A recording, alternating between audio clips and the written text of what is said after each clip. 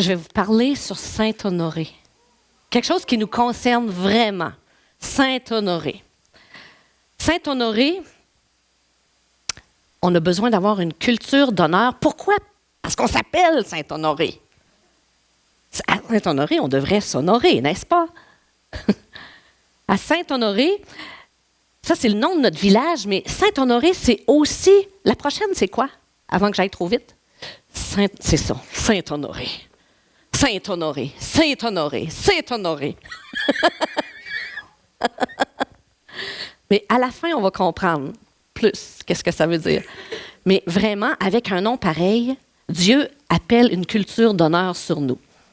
Mais il n'y a pas seulement le village qui s'appelle Saint-Honoré, il y a aussi une pâtisserie qui s'appelle Saint-Honoré. Puis cette pâtisserie-là, elle a été comme inventée au 18e siècle. Bon, mais c'est des choux à la crème, c'est des choux fourrés à la crème.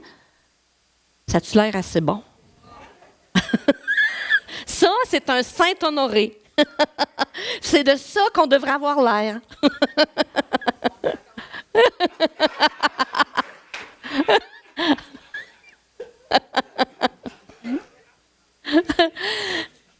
Donc, Saint-Honoré, si Dieu a donné le nom à ce village-là, puis qui a emmené notre communauté ici, bien, d'après moi, c'est ça notre identité. Cherchons pas plus loin. Des fois, là, il y a des vérités qui se cachent en pleine face. Regardons notre nom. On est appelés à être des gens qui s'honorent. C'est notre communauté. On est appelés à démontrer une culture d'honneur. La culture d'honneur, c'est la culture du royaume de Dieu. Et c'est ça que Dieu veut qu'on fasse, qu'on amène le royaume de Dieu ici même. La Bible dit que le royaume de Dieu est ici. Il est à portée de la main. Le royaume de Dieu est proche. Jésus le disait. Le royaume de Dieu est proche. Il est maintenant accessible. Donc, c'est à moi de l'amener, d'aller le chercher, puis de l'amener ici, de le démontrer, de le manifester. C'est notre rôle à nous de faire ça, démontrer le royaume de Dieu. On est appelé en tant que communauté, en tant qu'Église, à vivre l'atmosphère du royaume. Une atmosphère de grâce, où on se fait grâce les uns aux autres, où on appelle la vie qui est en haut, on l'appelle ici même. C'est à moi de manifester ces choses-là. Moi, nous. Mais comment? Comment on fait ça? En appliquant les principes du royaume. Comme on s'appelle Saint-Honoré, naturellement, c'est un petit clin d'œil que Dieu nous a fait. Pourquoi ne pas commencer par les principes? Les principes du royaume de Dieu, le principe de l'honneur, en s'honorant les uns les autres, en apprenant à s'honorer. Donc, on peut se pratiquer, on a du monde avec qui pratiquer. Sur qui s'honorer les uns les autres. Donc, je vais vous amener dans la culture. Cette culture-là est capable de transformer les relations. On dit que l'amour bâtit. Dans 1 Corinthiens 13, vous avez vu que l'amour édifie. Ça dit le mot édifier. Mais quand tu édifies un building, c'est parce que tu es en train de le bâtir. L'amour va nous bâtir les uns les autres. Au lieu de nous détruire, de nous assommer, de nous faire taire, de nous rendre minus, cette culture-là va nous bâtir les uns les autres parce que l'amour nous bâtit. Dans Jacques 2, 8... Jacques 2, 8. L'avais-tu? Oui, tu l'as. Je vais te le dire, c'est juste parce que je n'avais pas écrit la référence. Jacques 2, 8 dit que s'aimer les uns les autres, c'est la loi royale. S'aimer les uns les autres, c'est la loi royale. Dans Louis II, la loi royale. Dans la parole de vie, c'est la loi du royaume. Et dans la Bible du Sommeur, c'est la loi du royaume de Dieu. S'aimer les uns les autres. Par quel principe qu'on devrait commencer? Par quelle loi qu'on devrait commencer? Par le principe du royaume de Dieu. S'aimer les uns les autres, c'est le principe du royaume de Dieu. Vivons et marchons avec ça. Proverbe 17, 9 nous dit « Oublier un tort favorise l'amitié, mais en reparler sans cesse rend l'amitié impossible. » Si on répète le tort que l'autre a fait, si on le ramène dans nos conversations, on est en train de détruire l'amitié. On est en train de détruire la confiance que les gens ont avec nous. Proverbe 23, selon la Passion, traduit de la Passion, c'est « Une personne d'honneur arrête une querelle, mais les idiots aiment les disputes. » Donc, si on veut vivre selon la culture de Dieu, on ne va pas continuellement ramener les erreurs dans nos discours et on va arrêter la dispute. Au lieu de l'alimenter, au lieu de rajouter du gaz, on va l'arrêter, cette dispute-là. On va aller dans Jean 8, 1 à 11. Vous connaissez l'histoire, c'est l'histoire de la femme adultère qui a été surprise en flagrant délit, comme si elle avait été surprise toute seule.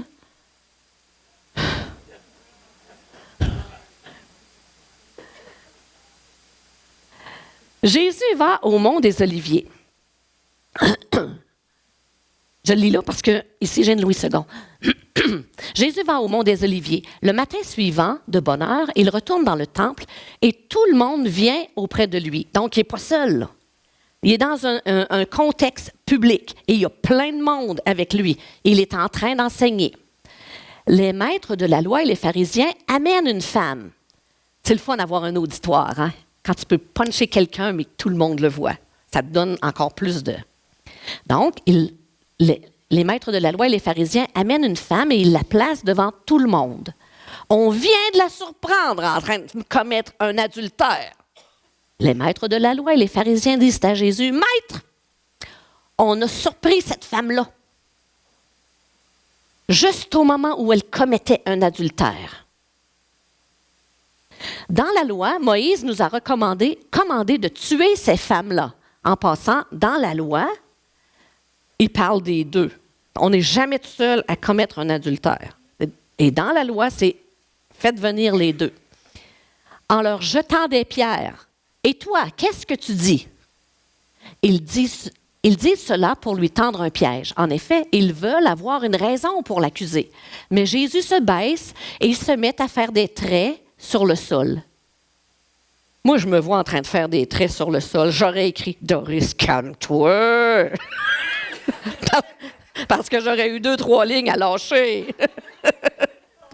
Mais savez-vous, cette expression-là, et Jésus écrivait sur le sol, dans Exode, je me souviens, Exode 31, 18, ça dit que Dieu lui-même a écrit les tables de la loi avec son doigt. Juste un petit parallèle ici, là. Avec son doigt, les maîtres de la loi et les pharisiens continuent à l'interroger. Alors Jésus se redresse et il leur dit, « Parmi vous, celui qui n'a jamais commis de péché, qu'il lui jette la première pierre. » Ensuite, Jésus se baisse de nouveau, il se remet à faire des traits sur le sol. Quand les gens entendent ces paroles, ils s'en vont l'un après l'autre, les plus vieux d'abord. Jésus reste seul avec la femme et elle est toujours là devant lui. Jésus se redresse et lui dit, « Où sont-ils? Personne ne t'a-t-il condamné? » La femme lui répond, « Personne, Seigneur. » Jésus lui dit, « Moi non plus, je ne te condamne pas. Tu peux t'en aller. Et maintenant, ne commets plus de péché. » Donc, on voit que ces pharisiens-là, ils viennent pas seulement accuser la femme adultère, mais ils viennent aussi accuser Jésus. Ils essaient de le piéger pour pouvoir vraiment l'accuser devant les juges. Puis c'est ça leur but. Ils essaient de le piéger. Donc, ils pointent la femme adultère, ils pointent Jésus. Combien de fois dans notre vie on a fait ça, nous autres aussi? Qu'on a joué le rôle des pharisiens, qu'on a pointé. Puis pourtant, Jésus, il n'y a pas d'erreur. Il est sans péché, il est sans faute, puis il se fait accuser. Donc, quand vous voyez quelqu'un se faire accuser, sur Internet, on en voit en masse des accusations, puis à cause de ça, on va dire, une telle personne se fait accuser, OK, je ne l'écoute plus. Est-ce que c'est justifié qu'elle soit accusée? Est-ce que c'était justifié que Jésus se fasse accuser? Comme ça, toi, tu vas lâcher quelque chose, là, puis on va pouvoir t'accuser parce qu'on le sait que tu ne penses pas comme nous autres. Donc, il l'accusait. Comment Jésus a réagi à ça? Il a fait une déclaration, au lieu de les accuser en retour, il leur a fait une déclaration qui va amener une conviction dans leur conscience. Puis pourtant, il aurait pu, comme moi, en débouler un bout. Mais ce n'est pas ça qu'il a fait. Il a retenu toutes ses idées, puis il a dit, OK, d'abord, mais que le premier lance la première pierre.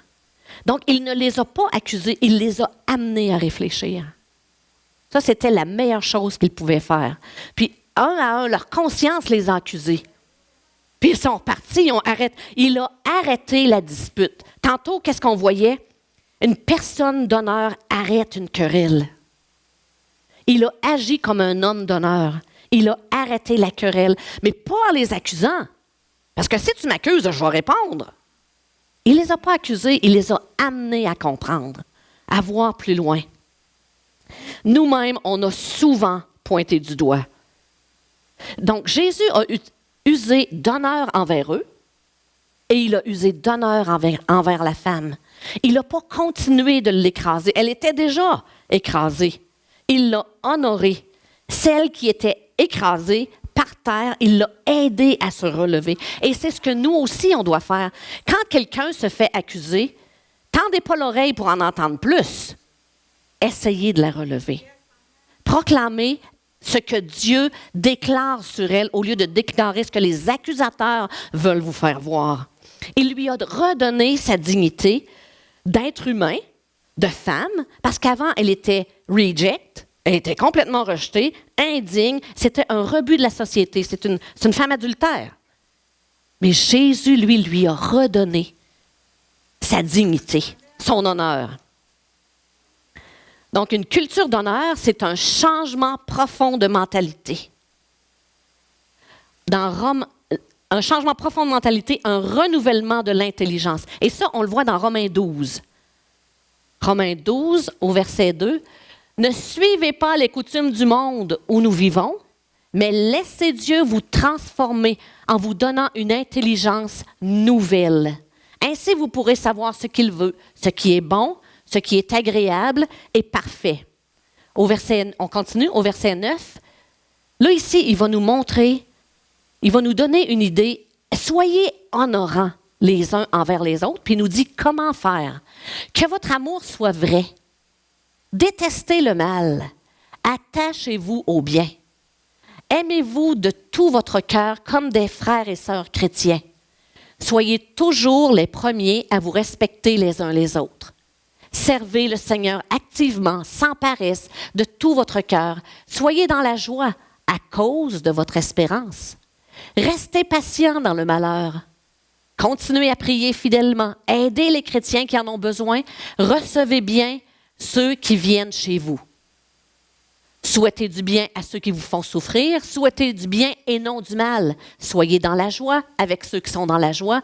Pleurez avec ceux qui pleurent. Soyez bien d'accord entre vous. Arrêtez de vous chicaner. Accordez-vous.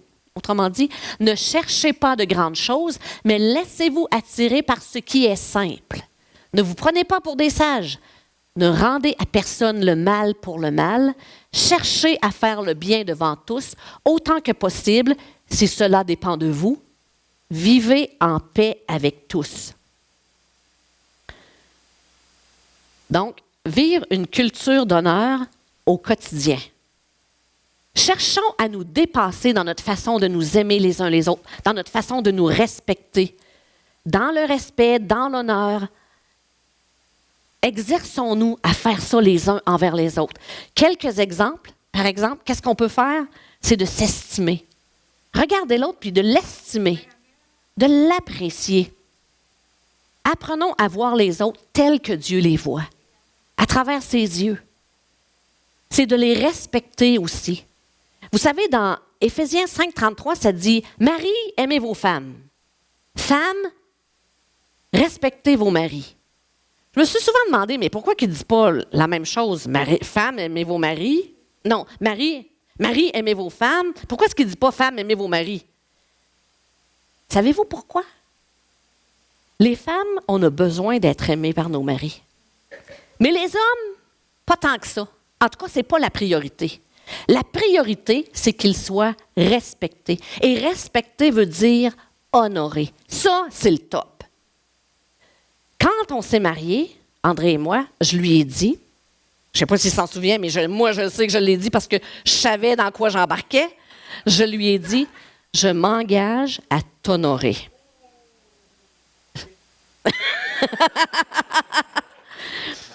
Puis, j'ai pas tout le temps réussi, là. Allez pas croire que j'ai tout le temps réussi. Une couple de fois, je me suis enfargée, puis j'ai dû lui demander pardon. Parce que moi, devant Dieu, je le savais que je l'avais déshonoré. Les yeux qui roulent. Ouais, toi. Ça passe pas. Ça, c'est déshonorant. Puis il a fallu que je me retracte, que je me reprenne et que je m'excuse. Puis je l'ai fait. Parce que nos maris ont besoin d'être honorés. Qu'est-ce que ça va avoir comme effet? Ça va les aider à être les hommes qu'ils sont appelés à être, à devenir des hommes d'honneur, à devenir ces personnes de confiance, à devenir le chef de la famille. Si je passe mon temps à le déshonorer, il ne pourra pas être le chef de la famille. Il va juste se tasser puis il va dire ben, « si t'es le meilleur, fais-le, toi ». Donc, on a besoin de les honorer. Une autre chose, être prompt à écouter, au lieu de toujours avoir la réponse. Je te demande pardon, je t'ai coupé tantôt. J'avais pas d'affaire à te couper. Elle était en train de me dire quelque chose, puis moi, j'avais mon idée toute faite, puis là, je l'ai coupée. Apprendre à écouter. Tu vois, je suis en training. Maîtriser sa langue, la mordre de temps en temps, ça fera pas de tort. Refuser de critiquer. Voir le bien, le beau qu'il y a dans la personnalité unique de mon frère, de ma sœur, ou considérer sérieusement l'intérêt de l'autre. Est-ce que c'est dans son intérêt que je dise ce que je vais dire? Est-ce que ça va le remonter aux yeux des autres ou ça va l'abaisser? Ou ça va nous donner juste un bon moyen de rire? Mais lui, il est comme, OK, je m'en serais passé de ce commentaire-là. Apprenons à réfléchir avant de parler. Reconnaître les dons chez l'autre et les valoriser. De lui dire une fois de temps en temps. Oui, ça fait du bien de voir que les autres le reconnaissent. Ça encourage en tout cas à exploiter nos qualités ou nos dons. Aider celui qui est par terre à se relever, comme la femme adultère tantôt. L'aider à se relever au lieu d'ajouter à son mépris, au lieu d'ajouter au rejet, de l'aider à se relever, à lui redonner son honneur. Soyons des personnes qui redonnent l'honneur. Être généreux et bénir. Être attentif aux besoins de l'autre. Parce que si elle me répond bêtement, froidement, c'est peut-être parce qu'il y a une blessure. Soyons attentifs. Au lieu de penser « Oh, elle est donc bien bête », bien, peut-être bête parce que j'ai touché un point sensible. Juste être à l'écoute.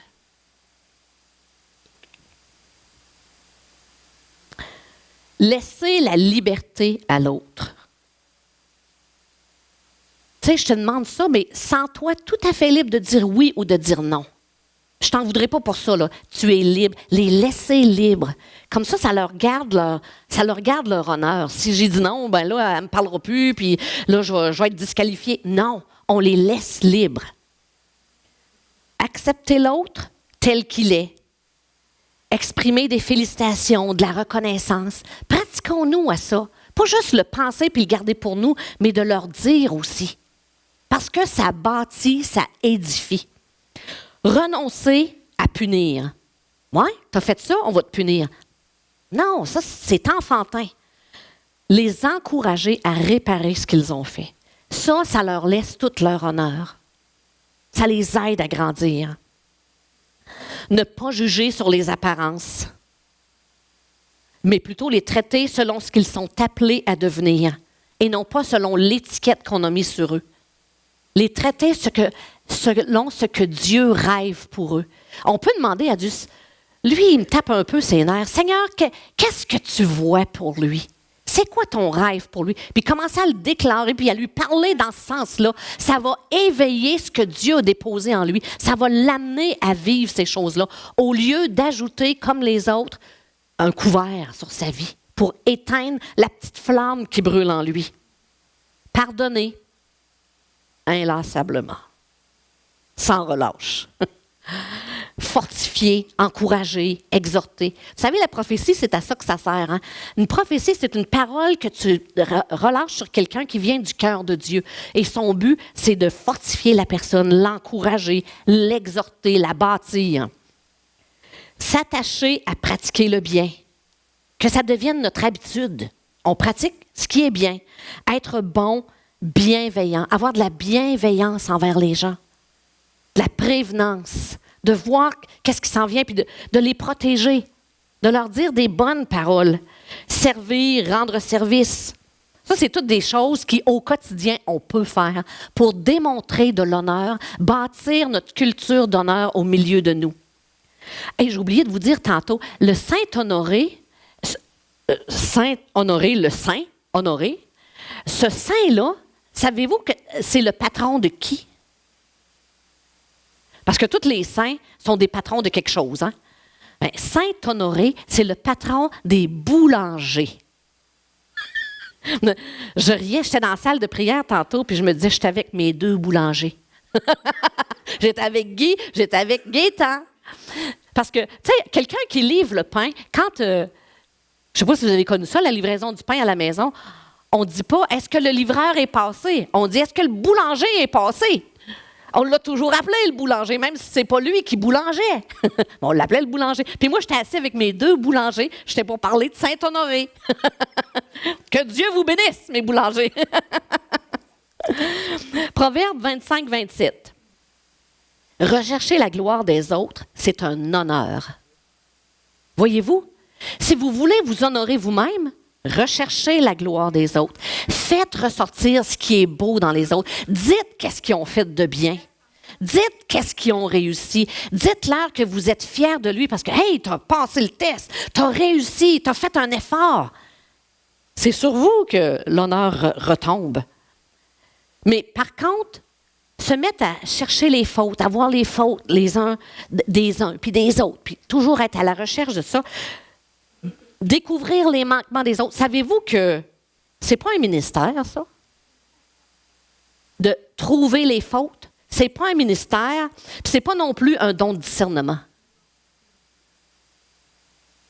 Et si Dieu vous donne de discerner des problèmes dans la vie des uns et des autres, c'est pas pour les amener sur la place publique, c'est pour les amener dans la prière. Quelqu'un qui a un don de discernement, il a besoin d'avoir du contrôle sur sa langue. Et oui, la maîtrise de sa langue, de la sagesse, de savoir se taire, c'est vraiment important. Sinon, priez Dieu de ne pas avoir le don de discernement. Parce que vous allez faire plus de troubles que de bien.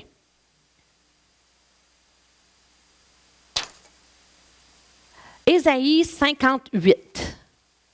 Là, ici, il y avait quelqu'un qui jeûnait, des gens qui jeûnaient, mais il y avait des mauvaises intentions. Ils ne laissaient pas leurs mauvaises habitudes. « Seigneur, fais ci! » Mais en même temps, on ne change pas nos mauvaises habitudes. « À quoi nous sert-il de jeûner si tu ne le vois pas, de nous humilier si tu n'y fais pas attention? » Et là, Dieu leur répond, « C'est parce que le jour où vous jeûnez, vous accomplissez vos propres désirs. Vous traitez durement tous vos ouvriers. » Tu cherches tes propres intérêts, autrement dit. Tu jeûnes, tu voudrais que je réponde à tes prières, mais tu cherches tes propres intérêts. Tu continues d'exploiter tes travailleurs, les gens autour de toi, ou ceux qui travaillent avec toi. Tu continues de les manipuler, mais tu voudrais que je te bénisse. Verset 4. Votre jeûne débouche sur des procès, des disputes, sur des méchants coups de poing. Vous vous choquez. Vous ne jeûnez pas comme vous le faites aujourd'hui, de manière à faire entendre votre voix là-haut. Autrement dit, vous empêchez votre voix de monter au ciel à cause de votre attitude. Se quereller avec les gens, montrer du doigt, de les frapper, pointer les fautes des autres, les discréditer, les déshonorer. Tes prières ne peuvent pas être entendues au ciel si tu fais ça. J'ai entendu un témoignage. Dernièrement, j'ai entendu l'histoire. C'est une fille qui racontait l'histoire de sa mère. Sa mère est mariée. Son mari est dans les 70 ans. Le mari n'est toujours pas sauvé. Elle n'en peut plus. Elle s'est dit, je vais jeûner. Je vais jeûner pour que mon mari soit sauvé. Elle jeûne 7 jours. Elle met 7 jours de côté pour que Dieu, finalement, sauve son mari. Au bout des 7 jours, le temps passe, le mari n'est toujours pas sauvé. Elle dit, « Seigneur, ça sert à quoi de jeûner si tu ne réponds pas? Pourquoi est-ce que mon mari n'est pas sauvé? » Le Seigneur lui dit, « C'est ton chiolage qui m'empêche de le sauver. » ta complainte qui m'empêche de le sauver. Parce que ta voix ne peut pas monter au ciel à cause de ta complainte. Elle s'est repentie de ses plaintes. Elle s'est repentie de son attitude d'être celle qui chiale constamment. Puis elle veut que... Quel témoignage ça donne au mari si tu es toujours en train de chialer? Je ne veux pas être comme ça, moi. Elle s'est repentie de son attitude et en dedans d'une semaine, le mari était sauvé. Le mari est venu au Seigneur. Voyez-vous la puissance? Parfois, nous sommes l'obstacle à nos propres prières. On les empêche d'être accomplies. Seigneur, révèle-nous où est le bobo. Révèle-nous qu'est-ce qu'on fait qui nous empêche d'être entendus au ciel. Mais, si tu agis d'une manière honorable, donc la culture d'honneur qui est « aime ton prochain comme toi-même », la loi de l'amour, la loi du royaume de Dieu. Au verset 6, ça nous dit « Voici le genre de jeûne que je préconise. Détache les chaînes dues à la méchanceté.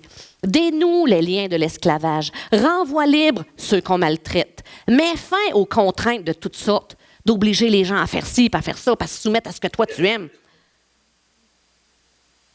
Libère ceux qui sont écrasés et maltraités. Brise leur joug, brise leurs liens. Tu es capable de faire ça. Tu es capable de changer la donne dans la vie des autres en amenant une bénédiction, en priant pour eux. Verset 7. Partage ton pain avec celui qui a faim et fais entrer chez toi les pauvres sans foyer. Quand tu vois un homme nu, couvre-le. Ne cherche pas à éviter celui qui est fait de la même chair que toi. Donc, partage ta nourriture avec celui qui a faim, pourvois pour les sans-abri, revêt celui qui est nu, ne t'en détourne pas. Et c'est comme ça que tu vas voir les fruits de la culture d'honneur. Verset 8. Alors, ta lumière jaillira comme l'aurore et ta restauration progressera rapidement. Ta justice marchera devant toi et la gloire de l'Éternel sera ton arrière-garde. Autrement dit, Dieu te dit, ma faveur va t'envelopper comme le soleil, comme l'aube qui repousse les ténèbres. Quand le jour se lève, les ténèbres n'ont pas le choix de se tasser. Ils n'ont pas le choix de s'en aller.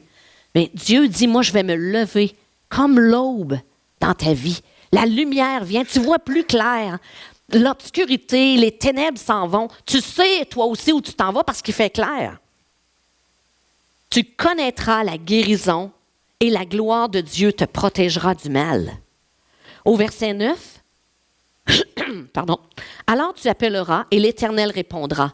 Tu crieras et il dira, me voici. Dieu va répondre à tes prières. Quand tu l'appelleras, il va être là. Il va les entendre, tes prières. Elles vont monter jusqu'au ciel et il va venir près de toi. Fais donc ceci.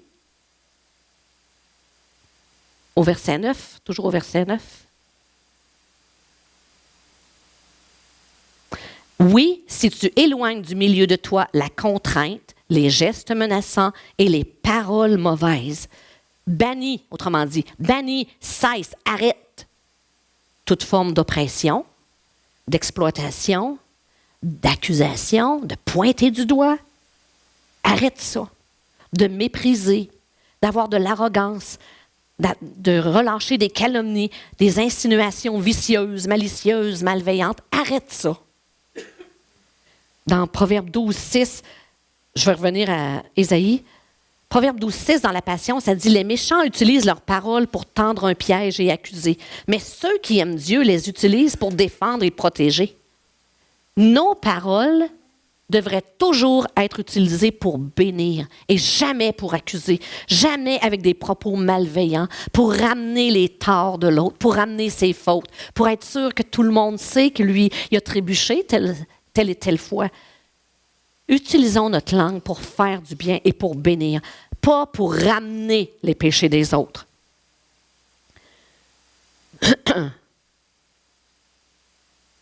On continue au verset 10, ça dit « Si tu partages tes propres ressources avec celui qui a faim, si tu réponds aux besoins de l'opprimé, ta lumière surgira au milieu des ténèbres et ton obscurité sera pareille à la clarté du midi. » Donc, aide celui qui est affamé, qui est dans la misère, qui est dans la souffrance, qui vit une tragédie, aide-le, écrase-le pas. Ton obscurité se changera en lumière. Comme on l'a dit tantôt, le jour se lève sur ta vie.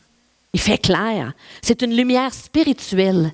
On en a tous besoin d'une lumière spirituelle. Mais il y a un moyen de l'inviter, mais il y a un moyen aussi de la repousser. Déclarons la vie sur les gens qui nous entourent.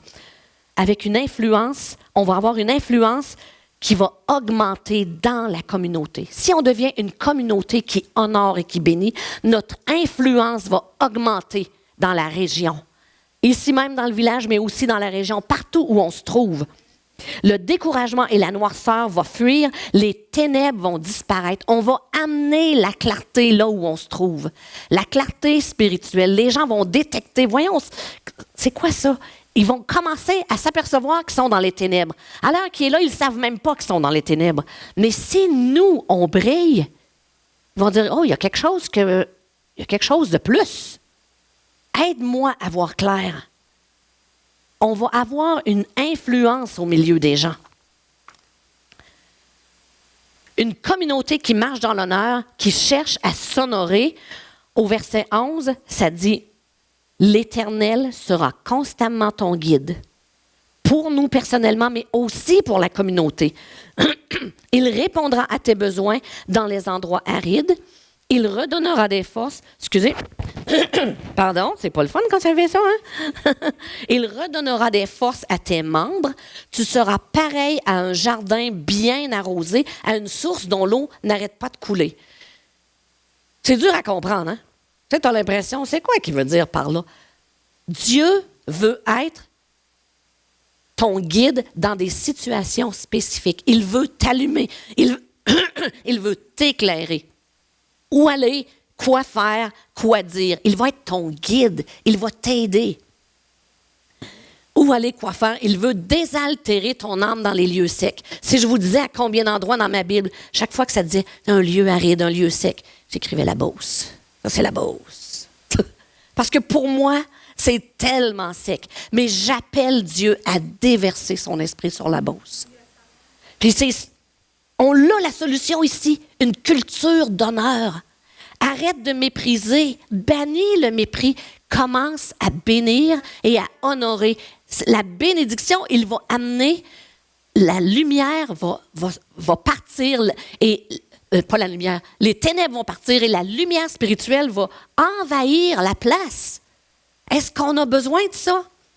Il va désaltérer notre âme dans un lieu sec. Il va nous remplir d'une grâce nouvelle, renouvelée chaque jour, même au milieu des situations difficiles. On l'a vu dans Danny. Il l'a-tu vécu, la situation difficile? Il a passé au travers, la grâce de Dieu était sur lui. Merci, mon Dieu, on le voit concrètement. Il va renouveler nos forces, il va nous épanouir comme un jardin luxuriant. Ta plante, elle ne sera pas J'en ai une chez nous, là, que les feuilles s'en viennent comme ça. Mais non, quand le Saint-Esprit tombe sur toi, les feuilles reprennent leur place, sont toutes dans les airs, sont vertes d'un beau vert. Nous serons continuellement une source de bénédiction pour les autres. C'est à ça, Saint-Honoré, qu'on est appelé, à s'honorer les uns les autres. Et regardez la bénédiction que ça apporte. Au verset 12, il n'a pas fini. Grâce à toi, Saint-Honoré, on reconstruira sur d'anciennes ruines, tu relèveras des fondations vieilles depuis plusieurs générations, on t'appellera réparateur de brèches, restaurateur de sentiers fréquentés. Nous recevrons donc la grâce de Dieu pour rebâtir des vies.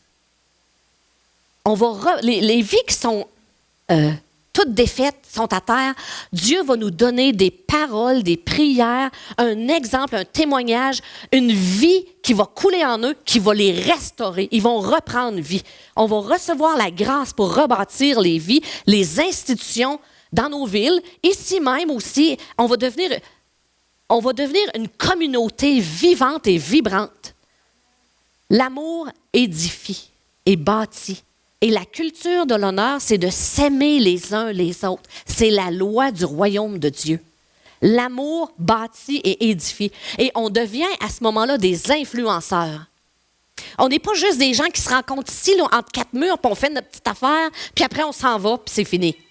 Non, on devient des influenceurs. Des gens qui ont un impact. Nous serons connus pour être ceux qui réparent, qui édifient la ville, qui restaurent la communauté, qui repoussent le crime, la dépression, l'oppression. Nous reprendrons l'héritage de nos pères spirituels et nous rebâtirons sur leurs fondements. Ceux qui ont amené le salut ici dans la Beauce voyaient la Beauce sauvée. Pourquoi est-ce qu'on ne rebâtirait pas là-dessus, mais avec une attitude différente? Souvent, quand on est appelé à quelque chose, l'ennemi vient et nous le vole. David, lui, quand il a été oint par Samuel, oint pour être roi, est-ce qu'il est devenu roi le lendemain matin? Non. Saül s'est mis à le poursuivre pendant des années. Donc, souvent, c'est le contraire qui arrive. Puis, nous, on est appelés à être des gens qui s'honorent les uns les autres, mais l'ennemi est venu semer le déshonneur, semer de penser que nos pensées, c'est ça la vérité. Non, déclarons ce que Dieu déclare dans la vie de l'autre. Ma pensée à moi, elle vaut rien. Je vais déclarer ce que Dieu déclare sur ta vie. Je vais appeler la vie en toi. Nous aurons le témoignage que nous sommes une ville de guérison, une région de guérison, parce qu'on vient d'une grande région quand même. En ayant une culture d'honneur, on va devenir une région de guérison, une région qui donne la vie, qui rebâtit. Nous ramènerons le bien-être à nos communautés. On va avoir un impact. Jérémie 15, 19, j'ai vu ce verset-là dernièrement, ça m'a tellement impacté. Jérémie 15, 19, traduit de la NLT, la New Living Translation. Si tu reviens à moi, je te restaurerai de sorte que tu pourras continuer à me servir. Mais reviens à moi. Tu penses que tu es à moi? Reviens encore. Positionne-toi devant moi. Je veux te parler. Si tu dis de bonnes paroles plutôt que des paroles sans valeur, des paroles déshonorantes, alors tu pourras parler pour moi. Ne les laisse pas t'influencer. C'est à toi de les influencer. Ça m'a frappé comme un marteau. Ne te laisse pas influencer par eux. C'est à toi de les influencer. Partout où vous êtes, dans votre milieu de travail, au magasin, sur la rue, ne te laisse pas influencer par la culture woke du jour. Ne te laisse pas influencer par « Oh, ben c'est tellement facile de se mettre à rire de lui. Ben c'est le fun. » Non, ne te laisse pas influencer par ça. Toi, influence-les. Toi, amène la vie. Toi, change l'atmosphère. C'est ça que je dis avec les personnes, quand je travaille de temps en temps, je leur dis, tu peux toi-même changer l'atmosphère. Quand tu arrives ici, change l'atmosphère. Joue pas le jeu de « Oh, elle est fatigante, elle. » Joue pas le jeu de parler en mal de l'un contre l'autre. Toi, change l'atmosphère. À l'école, n'importe où. Toi, change l'atmosphère. Amène la vérité. Oh, apprenons à voir les autres tels que Dieu les voit. Il faut que je reprenne mon souffle. Hein? Apprenons à voir les autres comme Dieu les voit. Voir le bien, le beau qu'il y a dans la personnalité de l'autre. Au lieu de dire, ben, il est un petit peu énervant. Hein? Non, vois le beau, vois l'or que Dieu a déposé en lui, puis fais-le jaillir. C'est comme ça que tu vas pouvoir recevoir le cadeau que Dieu a mis en lui pour toi. Mais si tu ne veux pas le voir, mais tu te prives d'un cadeau parce qu'il y a quelque chose que Dieu a déposé en lui qui va te bénir. Apprenons à chercher le bien dans l'autre. Traite les gens selon ce qu'ils sont appelés à devenir et non selon leurs étiquettes. Comment on les a étiquetés. Parce que la vie coule à travers l'honneur. Le respect de l'autre, ce n'est pas seulement une question de politesse et de tolérance. OK, je vais l'endurer, je vais être poli, je vais me taire. Non, c'est un sentiment de considération porté à une personne. Je te considère, je t'apprécie. Je ne comprends pas tout le temps comment tu fonctionnes, mais je t'apprécie. Je t'aime. C'est d'apprécier ses efforts. Il a fait l'effort de changer. Il n'a pas tout à fait réussi, mais il a fait l'effort. C'est de l'accepter tel qu'il est en évitant de les blesser. Même si on n'est pas tout le temps d'accord. Dans la culture de l'honneur, on célèbre On se réjouit que l'autre a fait un effort. Il n'a peut-être pas réussi, mais il a fait un effort, il a tenté. Il a une intention, il a du courage, même s'il n'a pas réussi. Donc, on se réjouit avec eux. « Hey, t'as fait un effort, je suis contente pour toi. Continue! » Il y a plusieurs manières de valoriser des gens. Rendu ici, vous devez avoir compris quelques-uns. C'est en les écoutant. Même les personnes qui ont l'habitude de nous contredire, on les écoute. En les laissant exprimer leur point de vue, en leur accordant du crédit à leurs idées, au lieu de penser que lui, ça ne vaut pas grand-chose. Non, on leur accorde de la valeur à leurs idées parce que c'est surprenant ce qu'ils peuvent vous sortir. Si Dieu vit en eux, c'est impressionnant ce qu'ils peuvent vous sortir. En assumant avec patience ses attitudes négatives, en les honorant et non pas en les blessant, en lui portant de l'intérêt pour sa vie, sa famille, son travail. Juste leur démontrer un peu d'intérêt, ça va les revaloriser, ça va les édifier. En appréciant ses qualités sans focaliser sur ses défauts. Moi, je vous dis ça, mais j'aime ça quand les gens le font pour moi aussi. On aime tous ça quand les gens ont cette attitude-là. Mais ce que tu veux qu'on fasse pour toi, fais-le pour les autres. En manifestant de la compréhension, parce que peut-être qu'ils passent par des chemins pas mal plus difficiles que nous. Donc, en ayant de la patience et de la compréhension, en les félicitant, en les complimentant. C'est comme ça qu'ils vont être encouragés, fortifiés, exhortés. Vous savez, il n'y a pas de déshonneur. Il n'y a pas de déshonneur à avoir fait des échecs. Y en a-tu ici qui n'ont jamais fait ces erreurs-là? Qui n'ont jamais montré du doigt? Qui n'ont jamais parlé dans le dos? Je pense qu'on est tous coupables. Mais on peut peut-être venir devant Dieu puis se présenter et dire, Seigneur, on a besoin d'une culture d'honneur, mais je reconnais que je n'ai pas toujours été honorante ni honorable. Et j'ai besoin de me repentir. Aimeriez-vous qu'on le fasse ensemble?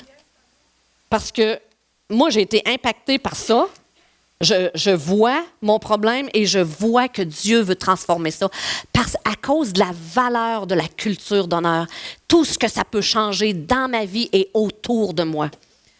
Donc, on va prier ensemble pour que Dieu nous pardonne ça puis qu'il vienne transformer notre culture personnelle et la culture de notre communauté dans notre région. Seigneur Jésus, Seigneur, on vient devant toi. On se place devant toi. Merci, Seigneur, parce que comme tu l'as fait avec les pharisiens, toi, tu ne les as pas pointés du doigt quand ils venaient t'accuser, mais tu les as aidés à voir leur propre attitude. Et c'est ce que tu fais avec nous ce matin, Seigneur. Tu nous aides à voir nos propres erreurs, là où on a manqué d'honneur envers les autres. Seigneur, on veut te demander pardon d'avoir nous-mêmes pointé du doigt, accusé des gens, d'avoir dénigré, d'avoir rabaissé, d'avoir parlé dans le dos de quelqu'un. Seigneur, je te demande pardon, d'avoir répandu des commérages, de ne pas avoir su apprécier l'autre à sa juste valeur, de ne pas avoir accepté l'autre tel qu'il était, au lieu de l'aimer tel qu'il est. Je te demande pardon de ne pas avoir regardé mon prochain comme Jésus le voit. De ne pas avoir pris le temps d'encourager, de féliciter, de complimenter, d'avoir passé trop vite. Puis à cause de ça, l'autre, c'était la parole qu'il avait besoin pour, la petite poussée qu'il avait besoin pour pouvoir continuer. Et je ne l'ai pas donnée. Je te demande pardon, Seigneur, de ne pas considérer ses intérêts face aux miens, de ne pas avoir vu qu'est-ce qu'il avait besoin. Je te demande pardon, Seigneur, de ne pas avoir persévéré dans l'amour, d'avoir arrêté un petit peu trop vite, d'avoir publiquement mis à découvert les erreurs des autres ou d'avoir ramené dans mes discours les erreurs, les péchés, les manquements pour faire sûr que les autres s'en souviennent. Seigneur, je te demande pardon. D'avoir répandu des rumeurs, des oui-dire, d'avoir cherché à me justifier moi-même. Donc, Autrement dit, l'autre était accusé parce que j'essayais de me défendre moi-même, d'avoir amené des corrections sans amour, d'avoir été tranchant, blessant, raide dans ma réprimande. Seigneur, je te demande pardon. Puisses-tu nous pardonner ces attitudes-là et les extirper de nos vies? Seigneur, cette culture de déshonneur, on la place à tes pieds. Et on place le sang de Christ là-dessus. Et on te dit, Seigneur, par ta grâce, plus jamais. Aide-moi à devenir un grand homme, une grande femme, un homme d'honneur, une femme d'honneur, une communauté, une église d'honneur qui honore les gens, qui sait voir dans les autres les joyaux que tu as déposés et qui les fait monter à la surface pour les mettre en évidence. Oui, Seigneur, fais-le à travers moi. Merci pour ton pardon, Seigneur. Autant j'ai besoin d'être aimé, apprécié, autant les autres ont besoin de l'être. Seigneur, utilise chacun de nous pour devenir une bénédiction. Merci, Seigneur, de le faire dans nos vies. Et on peut se demander, qu'est-ce que je peux faire concrètement aujourd'hui même pour manifester à quelqu'un la façon dont le Père le voit? Parce que souvent, vous voyez, moi, mes yeux, ils regardent là. Mes yeux, ils ne regardent pas ici. Mais vous, vous voyez ça. Donc, vous voyez des choses que moi, je ne vois pas. Je le fais pour vous autres aussi. Moi, je vous vois et ce que je vois la main de Dieu en train de faire dans vos vies, ça vous bénirait de savoir ce que moi, je vois et que vous ne voyez pas. Mais faisons-le les uns pour les autres. Allons dire à l'autre, « Hey, je vois la main de Dieu sur ta vie. Dieu est en train de faire ci. » Il va dire, « Oui, je ne savais pas. » Il va être encouragé, édifié, fortifié, puis ça va lui donner le get up and go qu'il a besoin. Qu'est-ce que je peux faire pour amener une culture d'honneur et une atmosphère de grâce au milieu de nous? Posons-nous cette question-là. Dieu va nous répondre. Seigneur, j'appelle cette révélation-là dans nos cœurs cette semaine. À chacun de nous, ça va être une réponse différente. Qu'est-ce que moi, dans mon milieu, je peux faire pour amener une atmosphère de grâce, une culture d'honneur? Je vais vous demander une chose avant de partir. Ne franchissez pas cette porte-là avant d'avoir parlé à quelqu'un que vous parlez probablement jamais ou très peu et dites-lui un compliment. Ça commence là, l'honneur. Parlez à quelqu'un, dites-lui un compliment, un merci, un quelque chose. Je suis reconnaissant que tu sois ci, que tu sois ça. Formulez-le comme vous voulez, mais parlez à quelqu'un afin que notre culture d'honneur commence ici, aujourd'hui, maintenant. À Saint-Honoré, on a décidé d'embrasser une culture d'honneur. Prochain. On embrasse une culture d'honneur, puis on commence là. À Saint-Honoré, on sait comment honorer les gens. À Saint-Honoré, on s'est honoré et l'atmosphère a changé. À Saint-Honoré, c'est honorer qui est notre règle de vie. À Saint-Honoré, les saints sont honorés. C'est notre culture, Saint-Honoré. Portons-la, puis portons-la avec fierté. Et l'ambiance va être bonne, sublime et délicieuse, comme une pâtisserie Saint-Honoré. Amen. Soyez bénis chacun de vous, puis allez et honorez-vous.